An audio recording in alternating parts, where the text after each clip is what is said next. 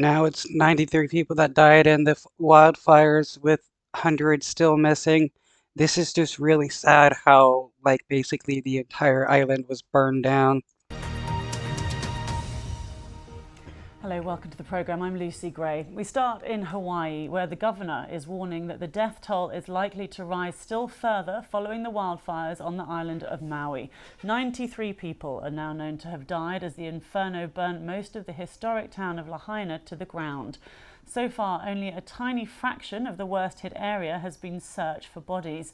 More than 2,200 structures, homes and businesses have been damaged or destroyed. Recovery crews continue to comb through the charred ruins and hundreds of people remain unaccounted for. The wildfires are the worst to hit a state in America in over a century, and there is growing anger on Maui about the lack of warning about the fires and the response by officials to the thousands left without homes and in some cases adequate food and water.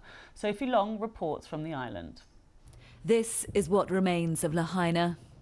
Cars abandoned as people ran and jumped into the sea to escape the flames. Homes and businesses reduced to charred remains. President Biden promised immediate help and said every available asset should be used to provide it.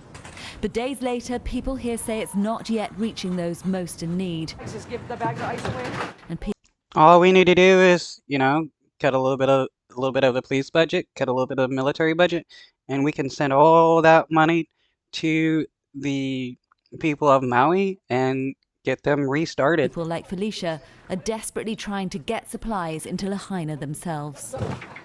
I'm frustrated. People are hungry. We're all together. We're one family. We need to take care of each other. No one's feeding everyone. They're traumatized. They're upset. No one's giving hugs. Need mental help.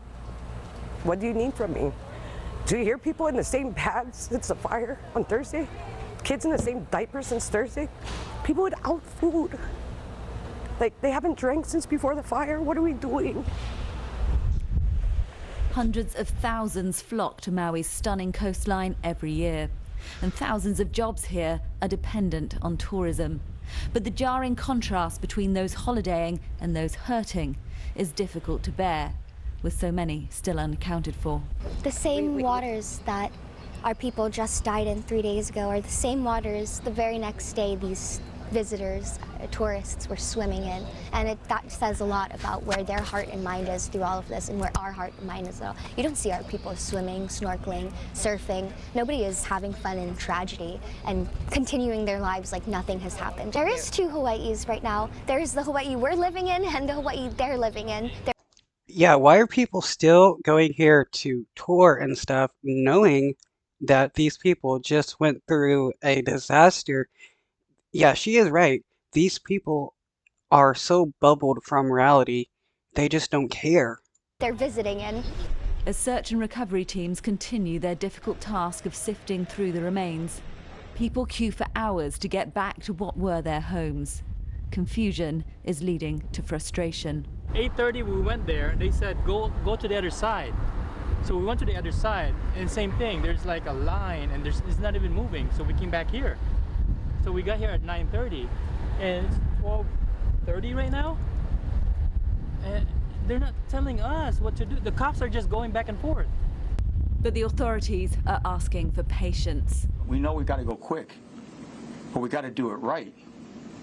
So when we pick up the remains and they fall apart, and so when you have 200 people running through the scene yesterday, and some of you, that's what you're stepping on. I don't know how much more you want me to describe it. That's what you're stepping on. Give us a little bit of time to contain that. Please. People already know this is the deadliest disaster in Hawaii's history, and the death toll is still climbing. Sophie Long, BBC News, Maui.